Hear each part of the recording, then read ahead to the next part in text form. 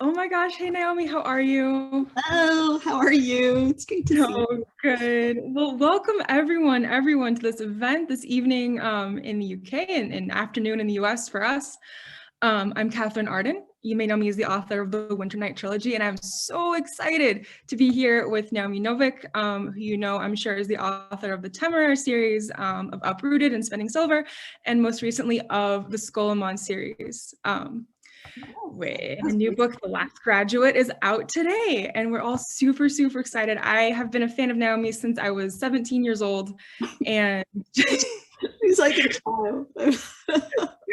I was browsing through Barnes and Noble at the age of 17, like avoiding homework, and I just found the first Temeraire book, and read through them all like desperately, have them all still, my old paperback copies, and am so excited and thrilled to be here with you tonight talking about The Last Graduate. So yeah, the Skolemons, this evil school of magic. Can you tell us about it a little bit? Like, where did it come from, and how has it grown in your telling?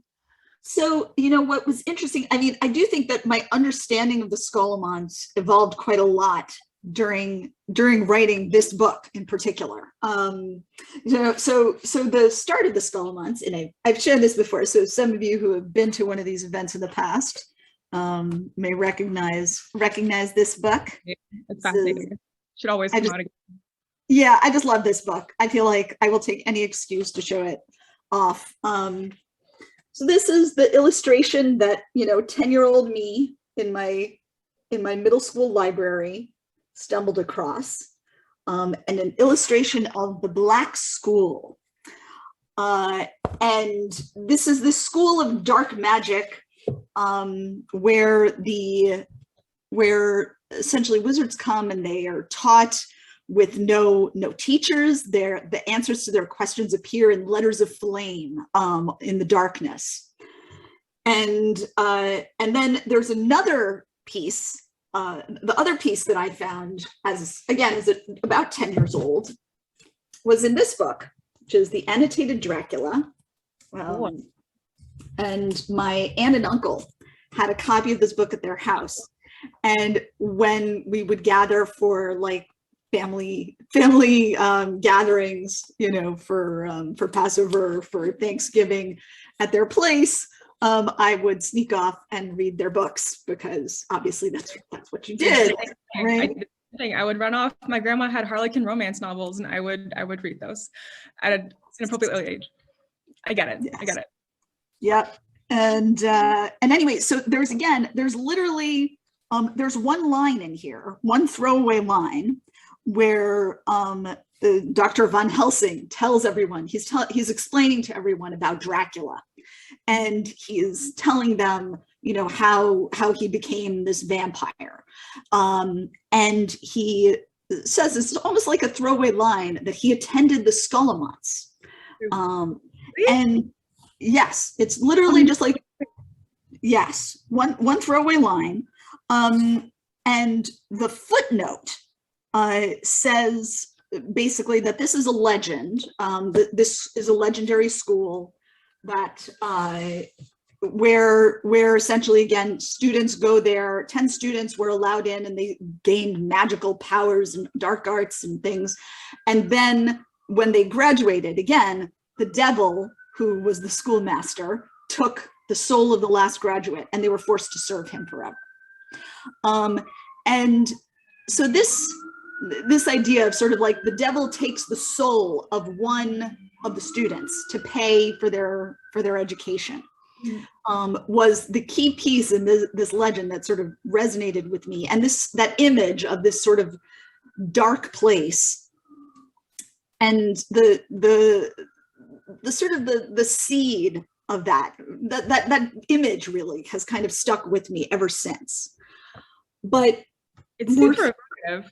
Right, it's like, look at that image, and my head put these two little stories together into one and fused it in my own brain, which turns out, interestingly enough, to be inaccurate. I didn't realize this until I was researching the historical location of the Skolemons. and I discovered that these were actually two separate. There's the legend of the Black School in Spain, where you can actually go and visit the cavern in Spain. It's associated with one of the medieval universities. Okay. Which obviously, you know, those book learning people were suspicious. Yeah, and then the Scholomance, the Eastern European legend, which is the one referenced in Dracula, is somewhere in the mountains in Eastern Europe. And so there are two actual, but they had that central commonality, right? And that the piece about it that stuck with me and that has evolved over time, the understanding that kind of sparked off this trilogy, is fundamentally that the core question is, why does somebody come to this school? And that question has to be answered in the context of understanding that once, you know, obviously the devil, right, the satanic idea is coming out of Christian mythology, right? And in the context of that mythology, what that means is total self-destruction, right? When you're giving up your immortal soul, you have to understand that in that context as worse than death, a total erasure in a way of your existence, of everything. And that, so understanding that, right, and coming to it from that place means that the question of why does somebody go there, it can't be something like for power. It can't be to, it can't be a simple answer because it's so much, it has to be, what motivates you has to be sufficiently terrible to motivate you to take that risk. And so that you can see, right, how that becomes the seed of the Scholomance, where the question is, why are the parents sending their children to this horrible, horrible place? And it's at all, right. And yeah, so obviously, and that was one of the key places, right, where the school comes from. Of course, the answer is outside is worse. That was your answer. Right. And then, so you build the school around like it's the best possible option in a world that is very dangerous for magical children. Right. Just a quick announcement. You can submit questions to us for Q&A at the end in the Q&A function in your browser, just FYI. So if you want to have Naomi answer your question, submit your question and your name if you want your name to be read out. So you had this sort of central question, why go to the Scholomance? And your answer is worse outside. How did you come up with the threat, the villain in this world, the Maleficaria, which are what kind of drives parents to send their kids to the Scholomance? So in a way, you know, for me, it's always a little bit like chicken and egg. It's hard to piece apart afterwards. You know, I sort of wrote the first line of the story and wrote the first paragraph of the story. And, you know, Elle is in her dorm room and Orion Lake has just killed a monster on the floor of her room. I love that scene. Super mad. You know, get out of here with your heroic ways, and you know, who needs you? No. And so I did feel like that, you know, that sense of this place is super dangerous and here's this monster that he's just killed. And he had to have done something traditionally heroic. I felt that, right, in that scene. And so he killed this monster and I realized, right, okay, there are monsters all the time. There are monsters always coming. And that in a way became the answer because I'd written this scene with the monster. And then my understanding of what the Maleficaria were really kind of grows out of the second sort of piece of the puzzle, which is fundamentally magic is not free, right? That's the fundamental thing, where in a lot, and obviously Harry Potter most classically, but in a lot of the sort of magic boarding school trope, get this idea that you get magic, you gain magic only if you, all you need to do is learn how to do the spell, right? You get it by doing the studying and learning how to do it. And then you can execute the spell. But of course, What? Sorry. Magic's just there for you. Right. Exactly. And that's what being a wizard is, having the magic, and you can just make magic happen once you know the spell. And the thing about that is, so then if you look, for instance, at Harry Potter, then it doesn't kind of make sense. The wizarding economy just doesn't work, right? Because you get the Malfoys, who have, 2 adult wizards and 1 scrawny kid, and they're somehow richer than the Weasleys, who have like 5 adult wizards at the start of the series, even, who are all quite capable and talented.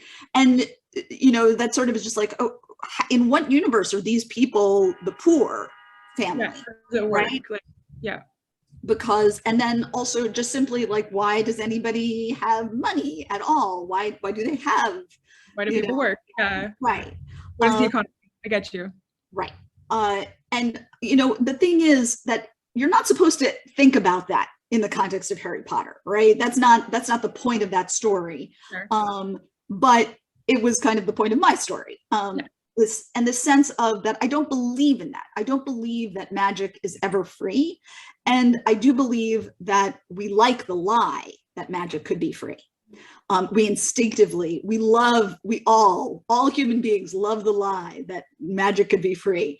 And we routinely, we're very good at building systems that allow us to pretend that, magic is free, that you can get a free lunch in a certain sense. But so because I had this idea that, magic isn't free, that magic has a cost, that then refined what the Maleficaria, what the monsters are. Because so what are Maleficaria? What are malicious creatures? Malicious creatures in the context of the Scholomance are those who cannot make their own mana. Mm-hmm. Right? Interesting. Who can't make their own power. And that power, the power that fuels magic, is essentially the thing that fuels magic in the real world, right? It's work. It's work, it's effort, it's how hard you find something when you push yourself through. That sense that is where magic comes from. And that is what is real. That is real magic. And so that's what the Maleficaria can't do, because they are created out of nothing. And so they need to get power from wizard children. They need to get power from those who have it. So who creates mana? Well, all living creatures create mana in a way, just to keep themselves alive. And my idea, some of this isn't even on the page, right? But part of it is that wizards can store mana. That's what kind of the difference between a wizard and a mundane is in my world, that you can store enough mana that you can, cast your spells afterwards. So it's not just for like breathing and living, it's for like doing miraculous things. Right. And so then I basically have that as the background. And that means, though, that wizards who have all this stored mana are delicious, tasty treats for monsters that need a lot of it to survive. Okay. And children are more vulnerable than adult wizards. And so the children become this natural target for monsters, aka the Scholomance. And I feel like in The Last Graduate, and no spoilers, because a lot of you have just gotten your copies today, super exciting. The Last Graduate, we go more into like the nature of the Scholomance. And its like origins and its purpose. That's been really interesting to me as a reader, was seeing like sort of more about this place that the book is set in. The main character, Galadriel, which, as somebody who knows many hippies and can totally see a kid named Galadriel, like, yeah, I love her so much. How did she grow off the page? You said that you wrote the first scene first, right, with her. Was her personality kind of like embryonic in that scene? Well, yeah, she really kind of was clearly angry with cause, right? In fact, in that first scene, she's angry without cause. So what that told me was that I didn't know the cause, right? On the face of it, being mad at the person who just saved your life, that's weird, right? Yeah. You should not be angry at somebody who just saved your life. And so that again, what I'm always in a way looking for as a writer is the question that I have to answer next. And so the question is, why is she angry? And essentially the Deadly Education is in a way teaching us why she's so angry. She's so angry because she's in this absolutely horrible place, which is even more horrible for her than for most people, because on top of the deadly dangers everywhere, she is painfully isolated. And facing them all alone. Mm-hmm. And the fundamental, Galel in particular, she's so isolated in every possible way. And that became really clear to me more and more as I wrote about her and wrote about what had happened to her in her past and her backstory, and more of that became clear to me. This was somebody who could not fit anywhere, who had no place, who almost was sort of like, in a way, completely detached from community. And with this one sort of narrow tether, just her mother, right? Connecting her, right? And because of that, therefore, somebody who valued that community and understood its true value and its true worth, and when offered it, the real thing, knew that it was the real thing, as opposed to deluding herself, right? She quickly understands. She's telling you in a way at the start of A Deadly Education, right? You get all of her kind of like talking a good game about how she's going to scheme her way into an enclave and how she's going to, right? This elaborate like Rube Goldberg machine plan, but never quite is able to like push the domino over. Right. And it becomes super clear, I think, that literally the first time somebody's like not horrible to her, right? The first minute that somebody gives her a chance to say, I don't want all of that. I just want, a friend, right? That's what she really wants. And it's just that in a way that has felt more out of reach to her. The true friend, one like, modest acquaintance. Like she won't take a fake friend, right? She's a person I felt who hates hypocrisy and hates inauthenticity so much that she would rather almost be alone, honest, than be not alone under sort of false pretenses, like with people who pretend to be friends but who aren't friends. Right. And her unwillingness to like bend on this point is, I think, one of the sort of the deepest parts of her personality and one of the most striking for me, because like seeing her make real friendships and discover that she can't tolerate fake friendships is, I feel like, one of her big emotional kind of like journeys in the first book. Is that a sort of a planned thing, or just kind of come out as her personality grew in the writing?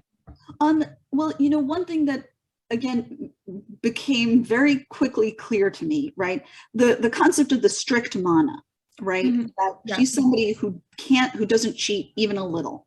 Mm-hmm. And the thing is that goes hand in hand with the scale of her power. And we learn more about that in Last Graduate, and there will be more still in Golden Enclaves. But the key thing for me is that she is somebody who doesn't compromise because she can't compromise. Right. Any compromise on her part, if she compromised even a little, if she was willing, if she takes the first step, it's like, boom, you're all the way, right? And that's partly because that's the sort of double-edged sword of her power, where she has this tremendous power, but it's so tremendous that the second that she kind of takes the first wrong step, any of her wrong steps, any of her mistakes would be magnified to such an extreme by her own power. And that again is another piece that, another seed of the story, right? The trope of the chosen one, mm-hmm. The trope of somebody with enormous, a truly unusual power, right? Where again, very often that unusual power is routinely portrayed as almost an uncomplicated good, and you just have to master it. And when you master it, then all the doors open and the supervillains fall before you, and everything's okay. Where the actual thing is, no, tremendous power.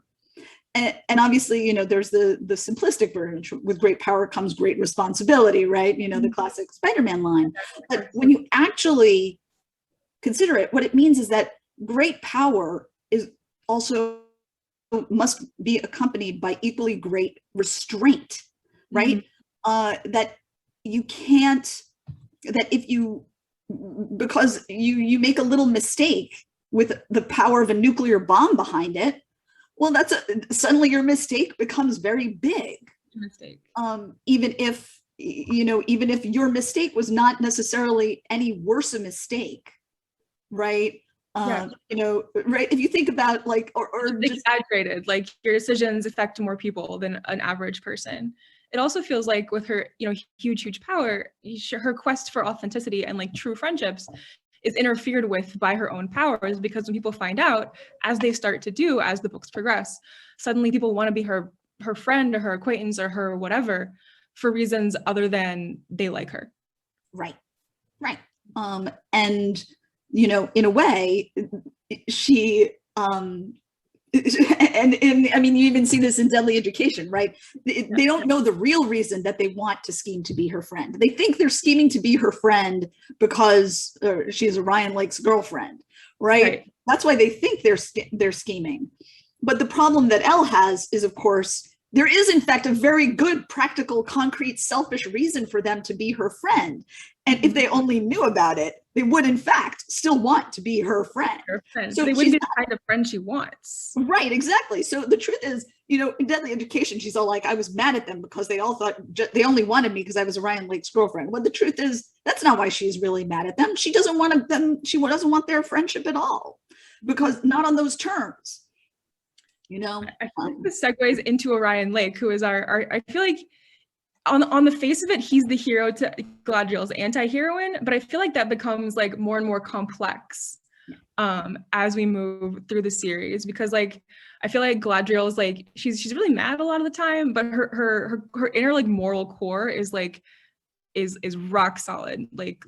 She's one of the most upright people I think I've read in a book in the last few years, whereas Orion also is an upright person, but I feel like he's got an asterisk, which Galadriel doesn't seem to have. How did you grow him as a character? So again, Orion definitely even more clearly comes out of this sort of idea of the chosen one, right? Definitely. And the key question, right, as soon as you say the chosen one, so the question is not the one who is chosen. The question is who's doing the choosing, right? That's an interesting question. Sure. Right. And that's sort of the heart of it for me, of that trope, while sort of messing with that trope. And so both Elle and Orion are chosen in certain ways. And who has chosen them? What have they been chosen for? How have they been chosen? Those questions actually are kind of at the heart of the story. And that's sort of comes all the way through the whole trilogy. And with Orion, the thing is, so Orion and Elle have almost in a way, at least, what we see, right, so far, is that Orion has essentially sort of accepted his chosen one role. He's embraced his chosen one role on a level where he is like, I am going to save everyone. I'm a hero. Right. I'm going to be a hero. I'm going to be a hero, and I want to be a hero. And I don't care that people don't, I don't care whether somebody's really my friend or not. I'm just going to be a big damn hero. And also that understanding very quickly that he also is essentially as isolated as Elle. And again, isolated to some extent by his powers, and that he too, once the second he's given the chance, right? I mean, part of these books are about the magic of friendship, but the sense is right that it's true in a way that it is it's about love, right? Love is the single most important thing. And real love is that true feeling, that true sense where you say, I recognize that you are another human being and I care about your happiness and not just my own. And that your happiness and your welfare are important to me. I care for you. That connection, and that you care for me back, right? That reciprocal connection, in a way, he too immediately recognizes it as the most amazing thing in his life. And he too, like Elle, wants it. And interestingly, has even more difficulty, it turns out, than her in terms of accessing it. And yeah, and so I found that was an interesting piece, a core piece of his character, right? And the other piece, of course, of Orion that's been fun and interesting to work with is that I know more about him than Elle does, right? And so, you know, Elle sees him and cares about him. And it's not that she's mistaken about him, but she's still experiencing everything through her own very, very definite point of view and her own pain. And, you know, which is not necessarily the same as Orion's pain. And not this, you know, it's like she knows her own problem and sometimes thinks that he's got the same problem when it's not 100% sure. And her sort of having to learn to recognize what his actual problems are and how to, you know, and that's part of becoming a true friend, right? Is recognizing that they're actually quite different from you. You know, the platinum rule, right? Instead of the golden rule. It does seem as though Galadriel, she knows, she wants authentic friendships and she's looking for them. But Orion, in the beginning of the book, isn't in a way. He's like, he doesn't care. He hasn't been able to bring himself to care what kind of relationships he has until he meets Elle. And then he's like, then he sees the difference between someone who likes him and someone who needs him or is using him or wants him or any other things you can do that aren't real friendship. For sure. So you wrote the first scene first, like the scene in Elle's dorm in Deadly Education, and then did you plot it out from there? Did you keep writing? Did you skip around with scene work? Yeah. How did the book grow, like physically? Was it like its process? Was it just scene? Was it scene outline? Was it did the magical music come? Yeah, it's pretty much for me. It's almost always just scene. Partly because the scene that I know is coming, like if I do have a scene clear in my head, that I'm like, oh, I'm going to get there, and that's going to be fun to write. That's the carrot that keeps me going. And also, I mean, very often I just skip ahead to that. I just, you know, if I'm like, if that's where I want to be, then the reader probably wants to be there too. But fundamentally, I write one scene after another, learning more as I go. And when I write a new scene, sometimes I write something that contradicts something that I already wrote, but it feels more true to the actual story, which typically happens quite a lot for me because the story is accreting, the world is accreting, things are coming up. And so when I write that scene that isn't consistent, I go back and look at the inconsistencies and I revise them away in one way or the other. Either I give up the new thing that I just thought of and the shiny new thing that I came up with in this most recent scene, or I edit, more often I edit the previous scenes. And with A Deadly Education, I will say that one of the things that happened was I got about 3/4 of the way through the first book, and the ending scene came to me. And up until that point, I had, and in fact, actually, now that I'm thinking about it, one of the things that started happening for me about halfway through is I figured out the architecture of the school, right? let me pull out the illustration because it's much easier to understand in the illustration, right? I figured this out a little more than halfway through the book. So it's like a giant screw, sort of, like it's like got a central like pillar, and then the dorms rotate around like an axis. Is that kind of right? And the idea, of course, is that you're creating a bottleneck and a massive separation between the places where the students live and study and the graduation hall, which is connected to the world on the bottom, because that's where the mouths come from, right? And that's the key piece. And so first I figured that part out, and then I think I was about 3/4 of the way through, and I literally woke up one morning, went straight to the computer and wrote out the induction scene that ends book 1. The end of the book. And I wrote the last line of that scene, and I was like, that's the last line of this book. And then I was like, and this is not where I thought this book was going to end. It works.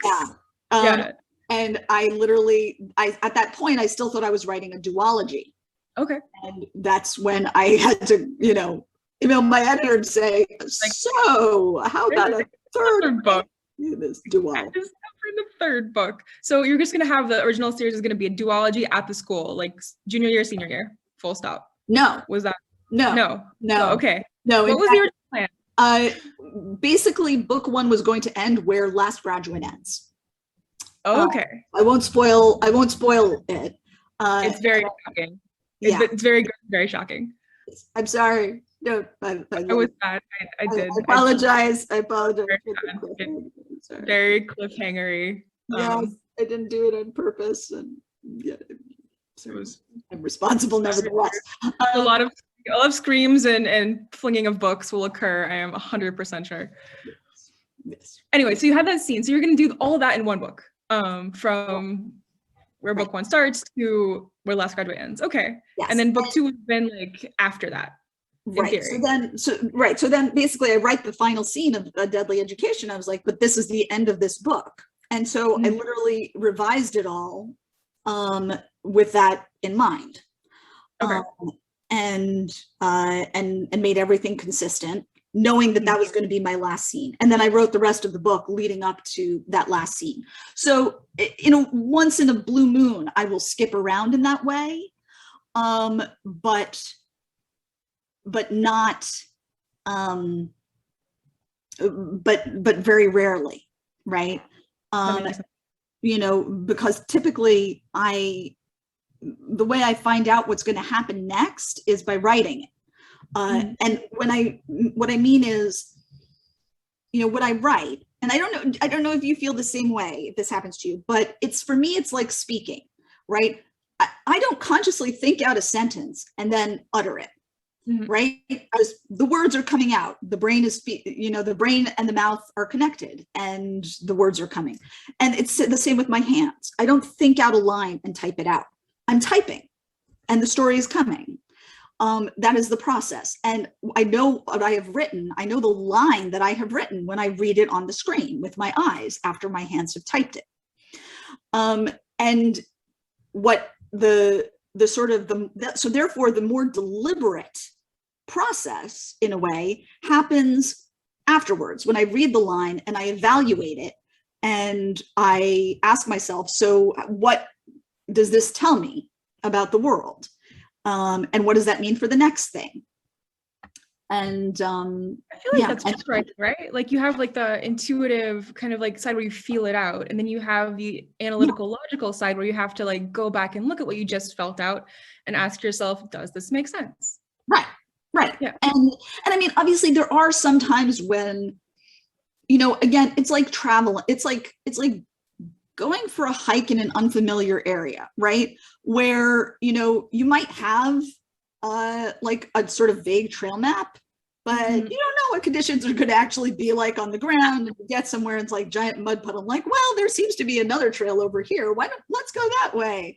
And all of a sudden it's like, wow, there would be an amazing view over there. Or I hear a waterfall. Let's go that way. Or you see a sign saying like magical grotto this way. And you're like, well, I'm going to the magical grotto, obviously. And that's the kind of thing where I sometimes feel like I'll occasionally do something, right, where I'm in the book and I'm like, well, this is what, and in fact, I will pitch it. I have done this to you sometimes, right, where I pitch what's going to happen in the rest of the story. Yeah, like you start talking, and in talking, things start to move in your brain, for sure. Yes. Yeah. And when I do that, very often I'm wrong. Right? Or I say, this is what's X, Y, and Z are going to happen. And X is going to happen, Y is going to happen upside down, and Z is not going to happen, right? In the actual finished result. But it doesn't matter because the plan to do X, Y, and Z has kind of gotten me there. And that, so it's a sort of vague sense. It's right. Like I know there are mountains and I've got a GPS. And I know there are a bunch of trails around here, and I'm going to kind of wander my way until I get to the place where I seem to have been going all along. And then afterwards, I will write up my little hike report and be like, this was a wonderful day of hiking. And I got here. I do find that once the last line is last scene is sketched and you're sure it's the last scene, it does become easier. Yeah. In my view, once you know where you're going, like I'm heading here, this is my place that I'm going to end up after my hike. The filling in the sort of the through line becomes suddenly much more straightforward. At least it's my experience. Yeah, I do sometimes, and sometimes that does happen, and sometimes it doesn't. Mm-hmm. I thought like Golden Enclaves, I didn't quite realize what exactly was going to happen at the end. Until relatively late. I had some ideas of what was going to happen, but the actual things that happened, I didn't know until I was there. But then I was like, oh, that's what's going to happen. But that's why I had to write the book. Otherwise, I wouldn't need to write the book. So excited to find out what happens in the Golden Enclaves. I think a lot of people are after the ending of The Last Graduate. I know, sad readers. I mean, we have 20 minutes to go, give or take. We should probably take some audience questions. I know they're eager to ask them. Guys, if you haven't asked your question, you can put it in the Q&A chat function. And let's see, I should have some questions noted. 1 second. Cool, I'm just gonna kind of run through these questions. We'll hopefully take as many as possible in the last like 20 minutes that we have. So try to answer them in a sort of modestly novelistic way. Fascinating, in which case like monologue away, it's great. From Hannah, are you thinking of doing any other fairy tale adaptations? Actually, a story has been kind of coming to my head. It's not exactly a fairy tale, a specific fairy tale adaptation, but so there's this Polish art form called wycinanki. It's also common in Ukraine. It's paper cutouts, and shepherds used to make them with sheep shears. But these evolved, and particularly in certain parts of Poland, there are specific styles. The Łowicz style has these amazing layered colors where, it's sort of, I'm gonna try, hang on, let me see. You know what, I've got my phone right here, and I can show you, I can't show you a Łowicz thing, but I can show you what I'm doing with it, which is I started doing some painting of it. That's so pretty. Right. And it's and obviously this is a painting, not a paper cutout. I'm making it with cutout stencils, but the symmetry and the layers of color piled on top of each other of distinct colors are specific characteristics of the style. And you get these incredible like floral designs. So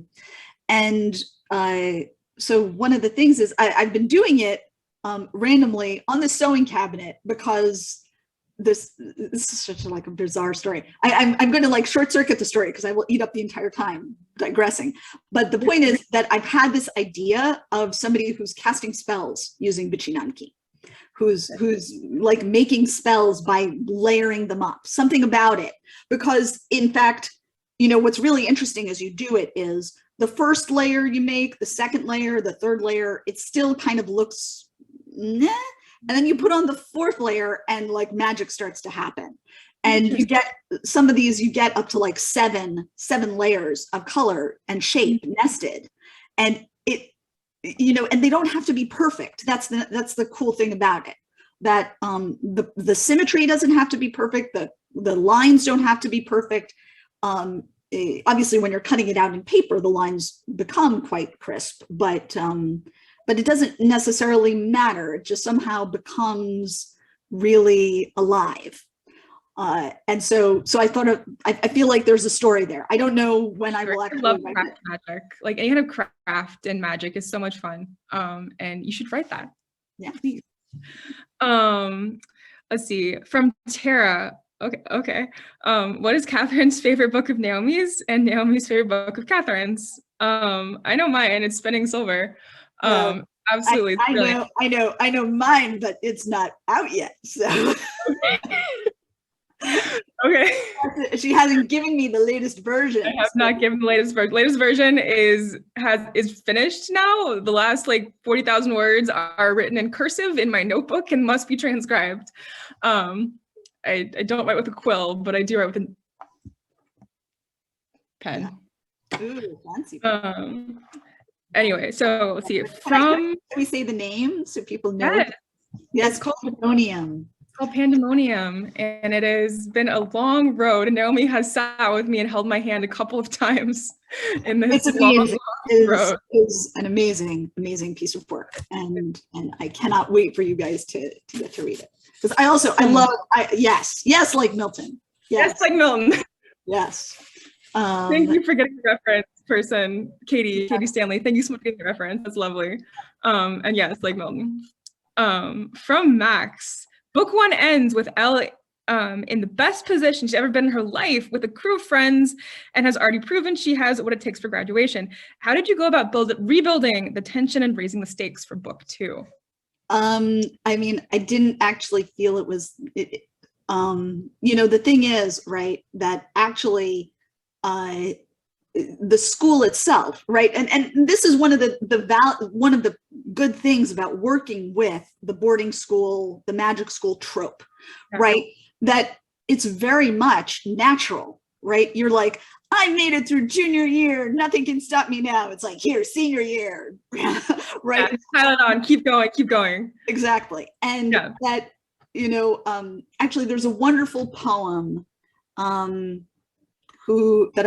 forgotten almost everything about it, but like that even the bravest that are slain will find to their surprise that the reward, it's something like, but that the reward for doing, for daring, is to be asked to dare some more, right? That the reward for meeting a challenge is to be given a new challenge.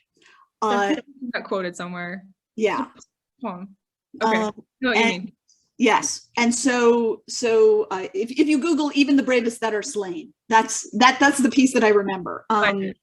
But yeah, so I do feel like, and that's the thing that is so wonderful about the school structure, which is that inherently we know, right? It is any of us who have been through school understand that ideal, right? The goal, the ideal of school is to give you the challenge that you can face, right? The challenge, and that the challenge should grow as you yourself grow.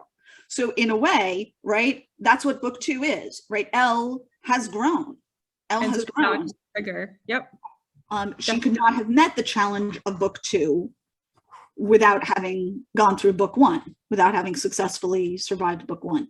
And, fundamentally, right, the story of the Bildungsroman, the story of the coming of age, and the reason why I think, yes, The Trial by Existence by Robert Frost, that's it. Should have recognized it, Vermont poet. What?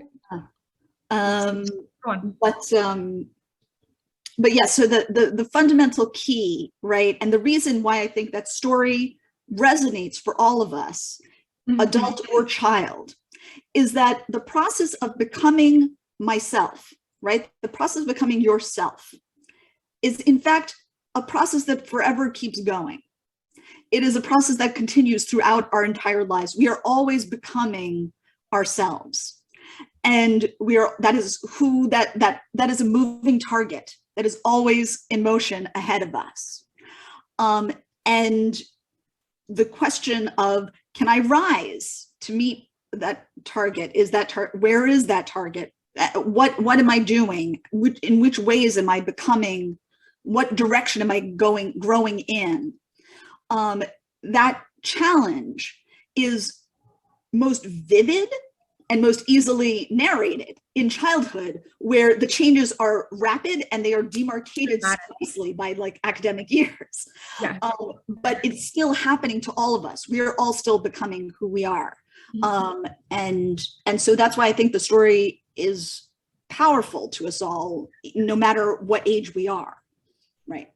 And that's the challenge of a series writer. How do you finish one story and then keep going with greater tension and greater stakes multiple times? That was a conversation I had with my editor when I was doing my first series years ago now. Like, how do you keep growing the world without losing the continuity and the things that are the same? And it's so great. Hang on, let me just, next question. Let's see. What was your favorite mal that you created? That's a question from Chantel. The mom mouths.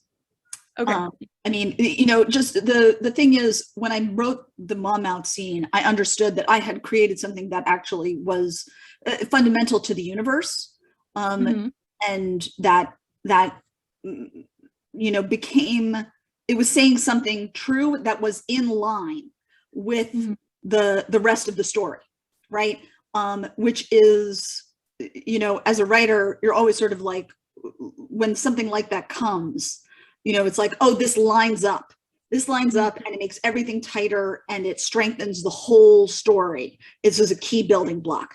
And so when it came, you know, I really sort of, after that, leaned into it. And that sense of hunger, of consumption, in the mom mouths lined up for me with the actual Scholomance itself, right? This sort of the sense of like this engine running of exploitation, of extracting work, extracting mana out of people. Again, you know, it clearly all lined up in that way, and so they felt right very much from the beginning. Definitely. By far the most like central and most symbolic mal, I think, in the series. Let's see, from Terry, what is your writing process like? Have you had any times when you just don't want to write for days on end? It's not that I have times where I don't want to write. There are many times when I can't write.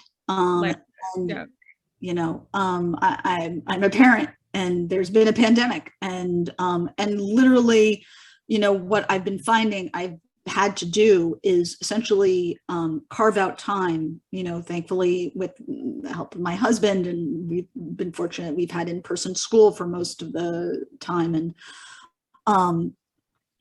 and friends who've literally let me come crash in their houses, and just take a week where all I do is write. For me, I'm always looking for flow, you know, but at the same time, right, if I don't have a chance to sit down and write for a long time, the work is still happening. And I find that very clearly. And increasingly, one of the things that I will say that I have gained over time as a writer is I've learned to appreciate my process as opposed to, you know, an ideal process, right? You know, I can't help, every so often you read, you know, like there's an article about Terry Pratchett who would just sit down and write 1,500 words a day, every day. And that's how you get like 50 books, you know, and unfortunately, you know, and that sounds great. I too would like to do that. And it's not like 1,500 words. I've literally written 7,000 words in a single day. Which is a monster for those without scale. That's a lot of words. Yeah. But it doesn't work that way. And for me, what happens is typically that what I find is the fallow time, my brain is still working. My brain is working on the story, thinking about it. And then finally, I like manage to clear the decks of everything that's sort of competing for my attention. And I put myself in a room with a laptop. And for, you know, 7 days, I write just nonstop, morning to night. And if I've had enough time, if I've had like a few days to prime the pump, then I can go really fast. If not, it usually takes me like 3 or 4 days to kind of, get the engine going. And then I just go really fast. And I do think that happens because there's been this fallow time where it's been churning away. I don't think that I would get the words if I just, the words, but anyway, it's sort of, in a way, it's kind of academic, right? The words come, and how they come, whenever they come, I will take them. As long as they're there. Yeah. Stephen King in Misery called the men in the basement. Like the men in the basement are working, and then sometimes they send up a flare when something happens. And I felt like that was a good, if you want a horrifying examination of how to write a book, Misery by Stephen King is really, really like, it speaks to you as a writer, and it will terrify you as well. Here's a great question from Katie. Adult education has a lot to say about unexamined privilege.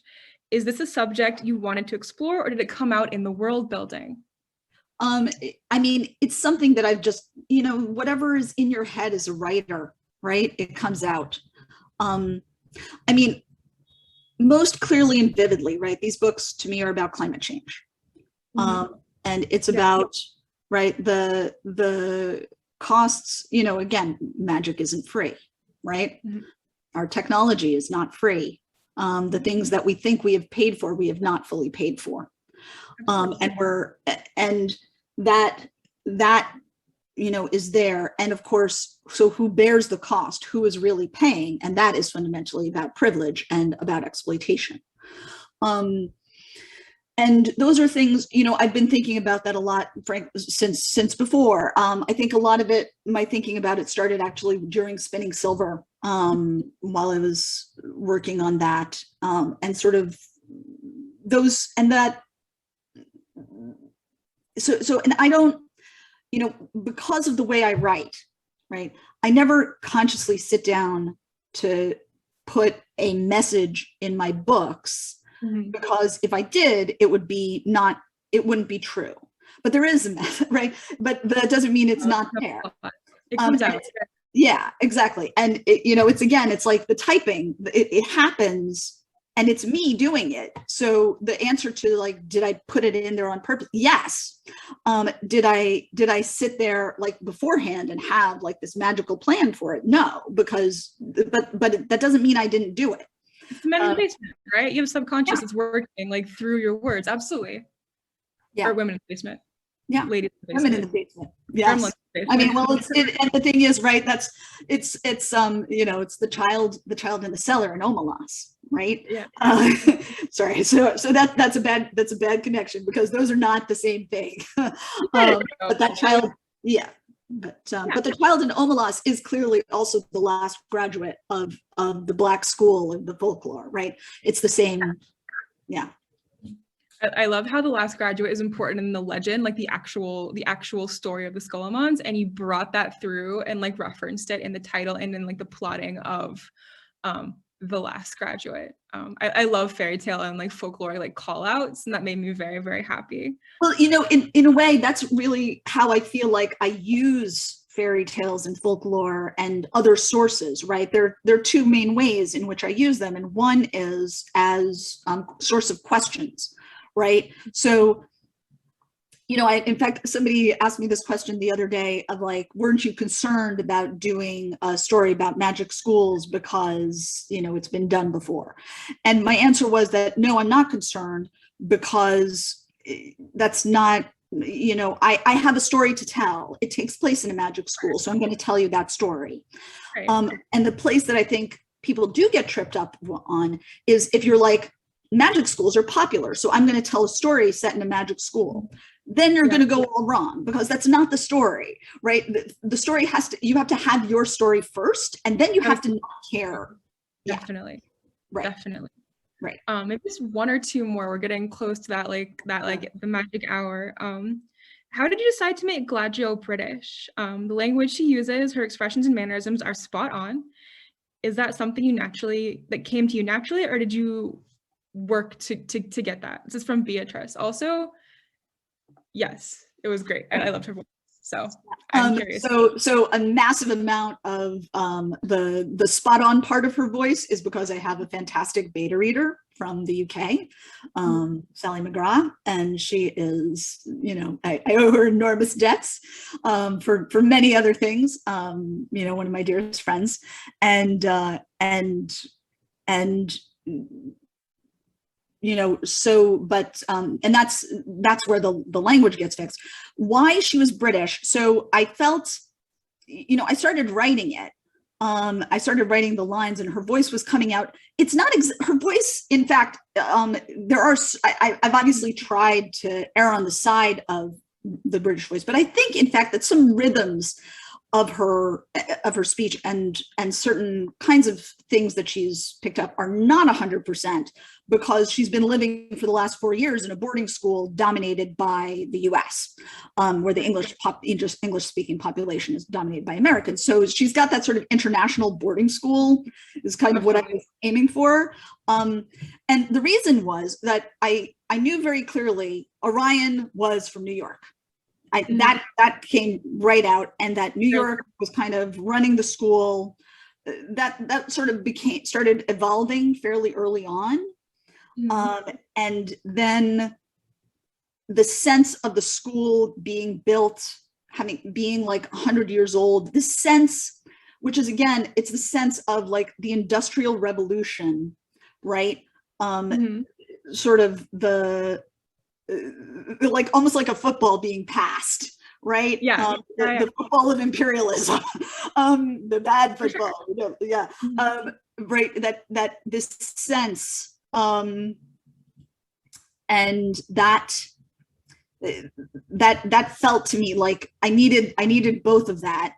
And then you know, beyond that, right, obviously Elle living in Wales came, basically, I wrote that line. It grew out of a few different things. Like, in fact, so I'm writing this first scene. I was basically writing this first scene with Elle, and Orion like says her name, like, are you okay? And he like, and I had to write the line, and I was like, he's going to get her name wrong. He's going to say something. He's going to get her name wrong in some like really annoying, and she's going to be like, right? And I was like, what's her name?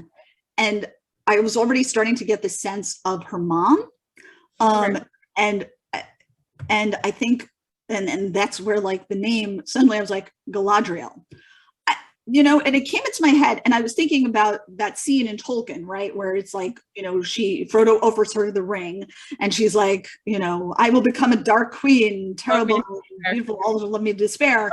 And then she says, no, I passed the test, right?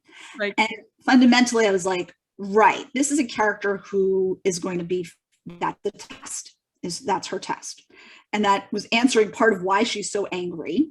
Right. But then it's like, who the hell names their kid Galadriel? Right.